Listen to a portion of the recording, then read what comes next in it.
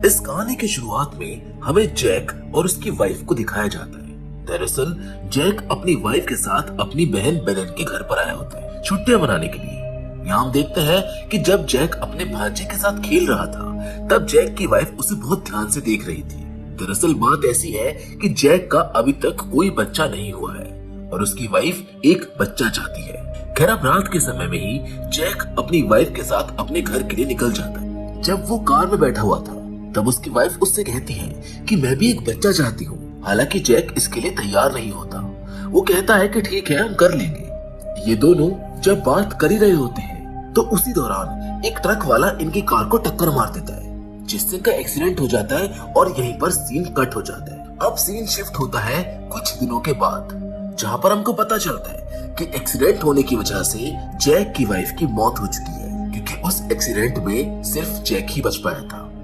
अब जैक अकेला हो चुका था और वो अपनी जिंदगी अकेले ही गुजार रहा था। वो कस्टमर्स को बोर्ड दिखाकर उन्हें बेचने का काम करता था। बोर्ड दिखाने के बाद जब वो घर की तरफ जा रहा था उसी दौरान उसकी बहन का उसके पास कॉल आता है जहाँ उसकी बहन भी अब उसके साथ में नहीं रहती है। वो शहर को छोड़कर दूसरे शहर में जा चुकी है। उसकी बहन बार बार कॉल कर रही थी। इसी वजह से जैक रात के समय में अपनी बहन से वीडियो कॉल पर बात करता है। कॉल पर उसकी बहन उससे कहती है कि मैं चाहती हूँ कि तुम भी हमारे पास आ जाओ। आखिर तुम वहाँ पर अकेले रहकर क्या करोगे। जैक की बहन जैक से बहुत रिक्वेस्ट करती है इसीलिए जैक अपनी बहन के पास जाने के लिए तैयार हो जाता है। जैक अपने बिल्ली को भी अपने साथ लेता है और उसको लेकर एयरपोर्ट पर चला जाता है। जब वो लाइन में खड़ा होता है तभी अचानक से एयरपोर्ट की मशीन खराब हो जाती है। सारे प्लेन्स ऑटोमेटिकली कैंसिल होने लगते हैं। उसी समय सभी लोगों के फोन्स में इमरजेंसी मैसेज आता है। जैक एयरपोर्ट से निकलता है और घर की तरफ वापस आने लगता है लेकिन वो रास्ते में बहुत ही बुरी तरीके से ट्रैफिक में फंस चुका था क्योंकि एयरपोर्ट पर बहुत सारे लोग थे जो घर के लिए रवाना हुए थे। जैक समझ गया था कि ये ट्रैफिक इतनी आसानी से खाली होने वाला नहीं था, इसीलिए वो कार को छोड़कर यहाँ से पैदल ही निकल जाता है। घर जाने के बाद उसको पता चलता है कि उसके घर के बगल में एम्बुलेंस आई हुई है और यहाँ पर प्रोटोकॉल लगा हुआ है। दरअसल जैक देखता है कि उसका दोस्त भी वायरस का शिकार हो चुका है, मतलब कि वो एक ज़ॉम्बी बन चुका है। इसी वजह से एम्बुलेंस वाले उसे अपने साथ उठाकर ले जा रहे हैं। अगले दिन जब सुबह जैक सोकर उठता है तब वो अपनी बहन से वीडियो कॉल पर बात करता है और एयरपोर्ट पर जो कुछ भी हुआ था वो सारी बातें वो अपनी बहन को बताता है। जिसके बाद उसकी बहन कहती है कि कोई बात नहीं, कुछ दिनों में सब कुछ ठीक हो जाएगा, उसके बाद तुम आ जाना। लेकिन हमें पता है कि कुछ भी ठीक होने वाला नहीं है क्योंकि धीरे धीरे वायरस फैलने लगा था। लोग धीरे धीरे वायरस की वजह से ज़ॉम्बी बन रहे थे और इमरजेंसी प्रोटोकॉल जारी कर दिया गया था। जैक जब मॉल में जाता है तब वो देखता है कि लोग खाने के लिए लड़ रहे थे। जैक जैसे ही बाहर आता है तभी वो देखता है कि एक ज़ॉम्बी एक पुलिस वाले के ऊपर हमला कर देता है। जैक उसको बचाने की कोशिश करता है लेकिन वो ज़ॉम्बी उसके ऊपर भी हमला कर देता है, जिस दौरान जैक को बचाने के लिए पुलिस वाला गन से शूट करके ज़ॉम्बी को मार देता है और गन से खुद को भी शूट कर लेता है क्योंकि उसको भी ज़ॉम्बी ने काट लिया था। खैर ये सब कुछ देखकर जैक भागकर अपने घर पर जाता है। वो अपने दरवाजे और खिड़कियों को अच्छे से बंद कर लेता है। सभी लोगों को न्यूज के जरिए बताया जा रहा था कि सभी लोग घर के अंदर रहें और सुरक्षित रहें। अगर वो घर के बाहर निकलते हैं तो उन्हें वायरस का खतरा हो सकता है। दरअसल ये वायरस हवा के जरिए फैल रहा था। रात के समय जब जैक अपने घर के अंदर था तब बाहर कुछ सोल्जर्स आए हुए थे जो इस जगह को खाली करवा रहे थे। सोल्जर्स इस पूरे एरिया को खाली करवा देते लेकिन वो जैक को अपने साथ लेकर नहीं जाते क्योंकि जैक ने अपने दरवाजों को अच्छे से बंद करके रखा था। अब जैक इस पूरे एरिया में अकेला आदमी था जो सरवाइव कर रहा था। सुबह होने पर वो हर घर पर जाता है, उनके दरवाजों को तोड़कर खाने को ढूंढने की कोशिश करता है। जिस दौरान जैक अचानक से जब एक घर के अंदर जाता है तब उसको घर के अंदर एक बूढ़ी औरत दिखाई देती है। दरअसल इस औरत का नाम था सिंड्रेला और सोल्जर्स उसको अपने साथ इसलिए नहीं लेकर गए क्योंकि वो चल नहीं सकती थी। वो व्हील चेयर पर बैठी हुई थी। जिसके बाद ये दोनों एक दूसरे से बातें करते हैं और इन दोनों के बीच एक अच्छी दोस्ती हो जाती है। सिंड्रेला को पता था कि कौन कौन से घरों में अभी भी खाना मिल सकता है क्योंकि वो यहाँ से सभी घरों पर नजर रखती थी। जैक जब खाने को ढूंढने के लिए जाता है तब उसे हेलमेट और हेलमेट के साथ एक बाइक भी मिल जाती है। अब बाइक की मदद से खाने को ढूंढने में बहुत आसानी हो जाती है क्योंकि बाइक की मदद से एक घर से दूसरे घर पर जाना बहुत आसान हो गया था। एक दिन जैक जब एक घर के अंदर खाना ढूंढ रहा था, तभी उसके पीछे एक इंसान आ जाता है। पहले तो जैक को लगा कि वो कोई ज़ॉम्बी होगा, लेकिन जब वो मुड़कर देखता है तब उसको पता चलता है कि ये ज़ॉम्बी नहीं बल्कि वो भी एक इंसान है। वो भी जैक की तरह घरों में खाना ढूंढने के लिए आया था, लेकिन उस बेचारे को खाना नहीं मिलता है। वो डर कर वहाँ से भाग जाता है। इसके बाद जैक को कुछ घरों के अंदर ढेर सारा खाना मिल जाता है, जिससे इनका गुजारा हो सकता था। ये दोनों रात के समय में बैठकर साथ में खाना खाते हैं और ढेर सारी बातें करते हैं। एक घर के अंदर जैक को एक रेडियो मिलता है और जब जैक उस रेडियो को चालू करता है तब 999 नंबर पर जैक को एक मैसेज सुनाई देता है। दरअसल उस नंबर पर एक मैसेज बार बार रिपीट हो रहा था। उनका कहना था कि हमारे साथ बहुत से लोग नॉर्थ की साइड में अभी भी जिंदा हैं। इस समय जो सरवाइव कर रहे हैं वो हमारे साथ आकर जुड़ सकते हैं। अब जैक वहां जाने के लिए तैयार हो गया था और वो सिंड्रेला को भी अपने साथ लेकर जाना चाहता था। रात में वो सिंड्रेला से बात करता है और वो भी उसके साथ जाने के लिए तैयार हो जाती है। लेकिन सुबह में जब जैक उसके पास जाता है तब वो देखता है कि सिंड्रेला मर चुकी है। जैक जैसे ही बाहर आता है तभी उसके ऊपर एक ज़ॉम्बी महिला हमला कर देती है। जैक उस ज़ॉम्बी औरत को लात मारकर खुद को बचाने की कोशिश करता है, लेकिन वो औरत बहुत जिद्दी थी। पर इस बार जैसे वो जैक के ऊपर हमला करने के लिए आती है तभी जैक अपने हथियार से उसके ऊपर हमला करता है, जिसकी वजह से उस ज़ॉम्बी औरत की मौत हो जाती है। उस औरत को मारकर जैक को बहुत अफसोस हो रहा था, क्योंकि वो किसी की भी जान नहीं लेना चाहता था। खैर इसके बाद जैक जाकर अपनी बाइक लेता है और नॉर्थ की तरफ निकल जाता है। जंगलों से होते हुए जब वो गुजर रहा होता है तभी अचानक से धीरे से सारे ज़ॉम्बी उसकी आवाज सुनकर उसके पीछे पड़ जाते हैं। जहाँ पर वो एक कैंप के पास पहुंचता है, लेकिन उसकी आवाज सुनकर जो ज़ॉम्बी उसके पीछे पड़े थे वो भी उसके पीछे वहां पर पहुंच जाते हैं। जैक अपनी बाइक को लेकर वहां से भाग रहा होता है, लेकिन अचानक से गलती से जैक बाइक से गिर जाता है। वो फटाफट से उठता है और फिर से अपनी बाइक स्टार्ट करने की कोशिश करता है, लेकिन काफी कोशिशों के बाद भी उसकी बाइक स्टार्ट नहीं होती। इसी वजह से वो अपनी बाइक छोड़कर जंगल के अंदर भाग जाता है। दरअसल जैक जंगल के रास्ते से होकर अपनी बोट के पास जा रहा था, लेकिन ज़ॉम्बीज़ अभी भी बहुत बुरी तरीके से उसके पीछे पड़े हुए थे।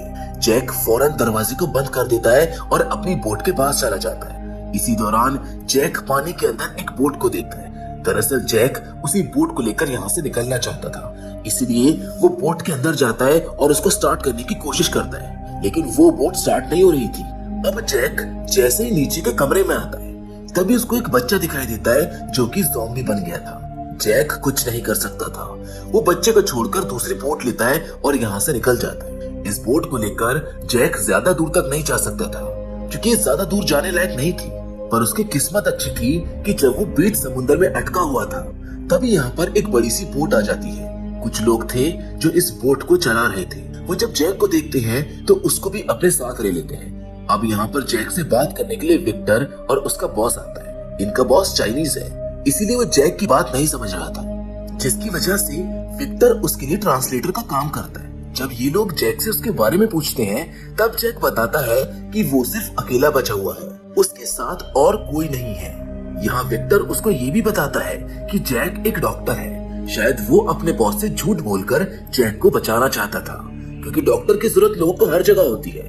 इसी वजह से बॉस उसको कुछ नहीं बोलता, बल्कि वो जैक को यहाँ रहने की परमिशन दे देता है। रात के समय में जब जैक आराम कर रहा होता है तभी वो बाहर के साइड में कुछ लोगों को देखता है जो कि बोट पर थे और मदद मांग रहे थे। अगले दिन सुबह होने के बाद जैक कुछ खाने के लिए बाहर आता है और जब विक्टर उसके पास आता है तब वो उससे पूछता है कि रात के समय में कुछ लोग यहाँ पर बोट से आए थे, वो लोग कहाँ पर हैं? जिस पर विक्टर कहता है कि यहाँ पर कोई नहीं आया था, तुम्हें शायद कोई गलतफहमी हुई होगी।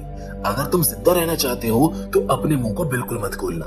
अब विक्टर उसको लेकर अपने बॉस के पास जाता है। दरअसल उसका बॉस जैक से ये पूछ रहा था कि इन लोगों के लिए जरूरत का सामान कहाँ मिलेगा। फिर जैक मैप में निशान लगाकर इन लोगों को बताता भी है।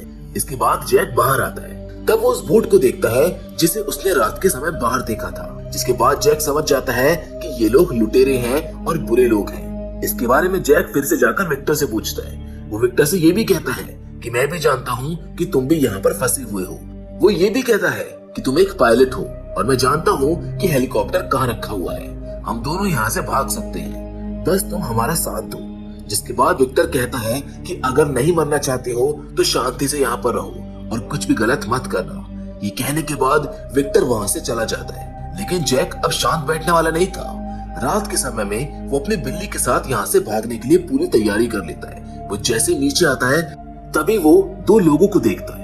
इन लोगों को बांध कर रखा गया था। जैक इन्हें बचाने के लिए इनके मुंह को खोल देता है, लेकिन इनमें जो बूढ़ा आदमी होता है वो डर के मारे चिल्लाने लगता है, जिसकी वजह से लुटेरों का एक साथी यहाँ पर आ जाता है जो जैक को यहाँ देखकर शूट करने वाला होता है। लेकिन बीच में विक्टर आ जाता है जो उस आदमी को रोकता है और उसके गले को दबाकर उसको जान से मार देता है। फिर वो जैक से कहता है कि तुमने बहुत बड़ी गलती कर दी है, अब हमको यहाँ से भागना होगा। इसके बाद जैक और विक्टर दोनों ही बाहर जाते हैं और एक छोटी सी बोट पर जाकर बैठ जाते हैं। उस बोट पर सवार होने के बाद ये दोनों उस बोट को लेकर यहाँ से निकल जाते हैं। इसी दौरान पीछे से कुछ लोग उनके ऊपर फायरिंग कर रहे थे, जिस वजह से एक गोली आकर विक्टर को लग जाती है। समुद्र के किनारे आने के बाद जैक फौरन जाकर एक कार ढूंढ लेता है, जिस कार की मदद से वो अपने साथ विक्टर को लेकर उस जगह पर जाने लगता है जहां उसने हेलीकॉप्टर को देखा था। लेकिन वहां पहुंचने के बाद उसको पता चलता है कि हेलीकॉप्टर तो यहाँ से हट चुका है। उसी समय पीछे से कुछ ज़ॉम्बीज यहाँ पर आ जाते हैं जो जैक के ऊपर हमला करते हैं, लेकिन जैक उन ज़ॉम्बीज को गन से शूट कर देता है। जिसके बाद जैक विक्टर को लेकर अस्पताल के अंदर जाता है, क्योंकि ज्यादा खून बहने की वजह से विक्टर की हालत खराब हो गई थी। वो बेहोश होने लगा था। इसी दौरान जैक को अंदर से कुछ बच्चों की आवाज सुनाई देती है जो कि खेल रहे थे। जैक उनकी आवाज को सुनता है और उनको ढूंढते हुए ऊपर चला जाता है। जैक जब ऊपर जाता है तो वो जोर जोर से चिल्लाकर उन लोगों को पुकारने लगता है जिनकी आवाज वो सुन रहा था। अचानक से उसकी आवाज को सुनकर एक ज़ॉम्बी आ जाता है जो जैक के ऊपर हमला करता है, लेकिन जैक उसको मार देता है। अब जैक जैसे उसको मारता है तभी यहाँ पर धीरे धीरे और ज़ॉम्बीज आने शुरू हो जाते हैं जो उसके पीछे पड़ जाते हैं। वो भागकर नीचे जाता है जहाँ वो देखता है कि विक्टर वहां से गायब था। ठीक उसी समय हम लूशिया नाम की एक लड़की को देखते हैं जो कि एक नर्स है। वो एक दरवाजा खोलती है और जैक को भी अंदर आने के लिए कहती है। दरअसल लूशिया ही विक्टर को अपने साथ अंदर लेकर गई थी। उसी समय यहाँ पर लूशिया की माँ और कुछ बच्चे आ जाते हैं।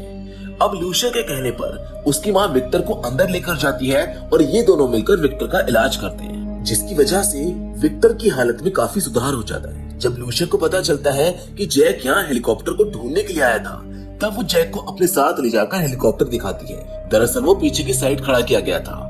साथ ही में लूशिया जैक को ये भी बताती है कि हेलीकॉप्टर के पास जाने का कोई रास्ता नहीं है। वैसे एक रास्ता है जो बंकर से होकर जाता है, लेकिन हाल ही में मैंने उस बंकर के अंदर एक धमाका सुना है, जिसकी वजह से मुझको लगता है कि बंकर का रास्ता भी बंद हो गया होगा। अब जैक कुछ समय के बाद उस कमरे में जाने लगता है जिस कमरे में उसने अपनी वाइफ को एडमिट किया था।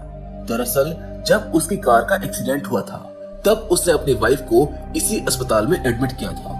वो अपनी वाइफ के बिस्तर के पास जाता है और उसको याद करके बहुत मिस करता है। जहाँ नेक्स्ट डे जैक वापस से ऊपर जाता है और वो हेलीकॉप्टर को देखकर बस ये सोच रहा होता है कि काश किसी तरीके से वो हेलीकॉप्टर के पास पहुंच जाए। यहाँ पर उसके फोन में नेटवर्क भी आ जाते हैं, जिसकी वजह से उसकी बहन के द्वारा भेजे हुए वो सारे मैसेजेस को भी देख पाता है। मैसेजेस को देखकर जैक को पता चलता है कि उसकी बहन भी उसको बहुत मिस कर रही है। और जब वो उन मैसेजेस को देख रहा होता है तभी उसको अचानक से गोलियां चलने की आवाज सुनाई देती है।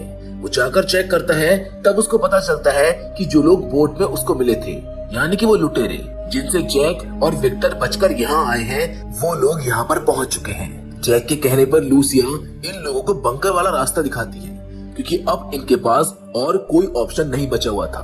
जैक इन लोगों को इसी रास्ते की मदद से हेलीकॉप्टर तक ले जाना चाहता है। अब सामने एक दरवाजा था जिसको पार करने के लिए ये लोग दरवाजे को खोलते हैं। उसी समय यहाँ पर एक ज़ॉम्बी आ जाता है जो ल्यूसिया की माँ के ऊपर हमला कर देता है। वैसे ये लोग ज़ॉम्बी को मार देते हैं, लेकिन बाद में लूसिया देखती है कि ज़ॉम्बी ने उसकी माँ को काट लिया है। उसकी माँ इन सभी लोगों को सेफ रखना चाहती थी, इसलिए वो इन लोगों को यहाँ से जाने के लिए कहती है। ये लोग जब आगे बढ़ते हैं तब इन्हें और ढेर सारे ज़ॉम्बी दिखाई देते हैं जो कि लाइन से खड़े हुए थे।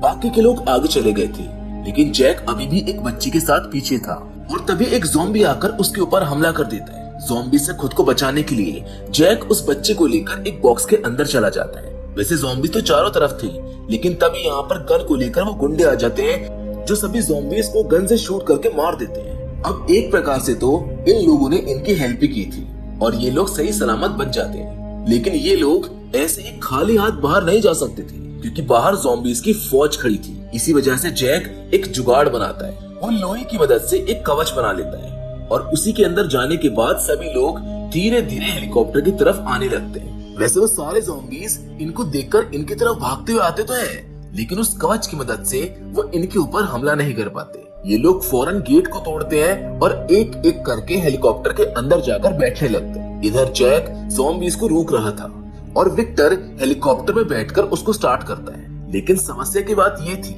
कि उसी समय गन लेकर सभी गुंडे आ जाते हैं जो लगातार ज़ॉम्बीज को गन से शूट कर देते हैं। साथ ही में वो उस हेलीकॉप्टर को भी इन लोगों से छीनने की कोशिश करते हैं। लेकिन उसी समय विक्टर जैक को इशारा करता है और जैक जाकर गेट को खोल देता है, जिस वजह से ज़ॉम्बीज अंदर आ जाते हैं। सभी ज़ॉम्बीज जाकर गुंडों के ऊपर हमला कर देते हैं, जिसकी वजह से सभी गुंडे मारे जाते हैं। इस दौरान जैक भी ज़ॉम्बीज से लड़ते हुए सीढ़ियों की मदद से हेलीकॉप्टर के अंदर जाकर बैठ जाता है। अब इस तरीके से सभी लोग हेलीकॉप्टर के अंदर आकर बैठ जाते हैं और यहाँ से सही सलामत निकल जाते हैं। जिसके बाद कहानी के अंत में हम जैक के फोन पर उसकी बहन के कॉल को देखते हैं, जिसके बाद जैक अपनी बहन से कहता है कि वो उसके पास आ रहा है। तभी उसकी बहन कहती है कि यहाँ पर मत आना, यहाँ पर बहुत खतरा है। दरअसल उसकी बहन जहाँ पर थी वहाँ पर भी ज़ॉम्बीज का हमला हो गया था, इसीलिए जैक को अब कहीं और जाना होगा, जिसके साथ ये कहानी यहीं पर खत्म हो जाती है। तो दोस्तों, आपको क्या लगता है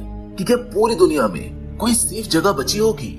और सबसे इम्पोर्टेंट बात तो ये है कि क्या जैक अपनी बहन को बचा पाएगा?